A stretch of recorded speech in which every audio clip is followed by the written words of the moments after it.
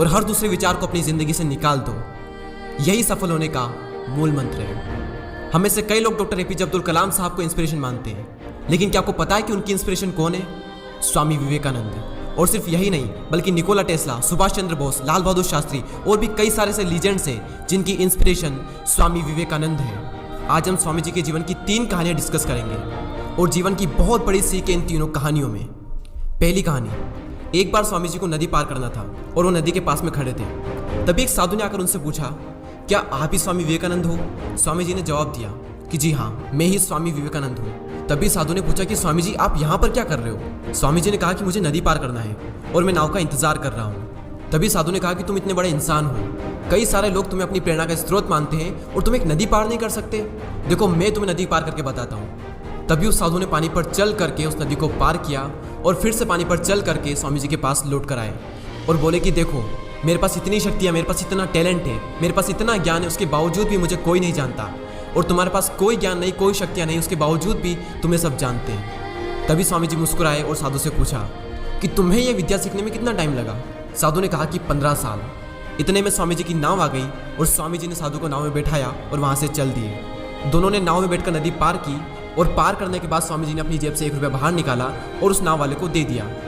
यानी कि दोनों के मिला के 50-50 पैसे, यानी 1 रुपया उन्हें दे दिया। तभी स्वामी जी ने साधु से कहा कि जो काम तुम 50 पैसे में कर सकते थे, उसके लिए तुमने अपनी ज़िंदगी के 15 साल बर्बाद कर दिए। और अगर यही 15 साल तुम समाज की भलाई में लगाते तो आज तुम्हें भी पूरी दुनिया जानती। और मैंने यही किया, इसलिए मुझे पूरी दुनिया जानती है और तुम्हें कोई नहीं जानता।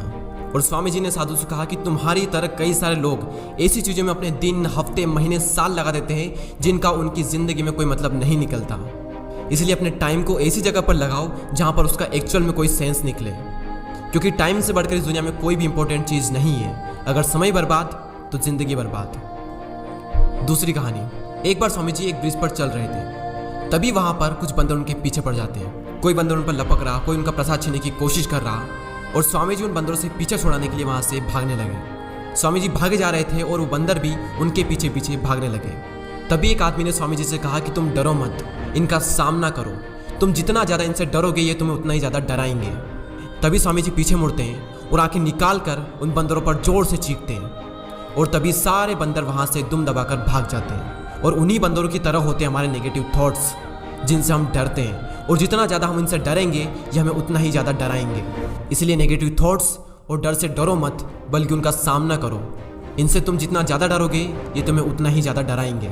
और अगर तुम इनका सामना करते हो तो नेगेटिव थॉट्स और डर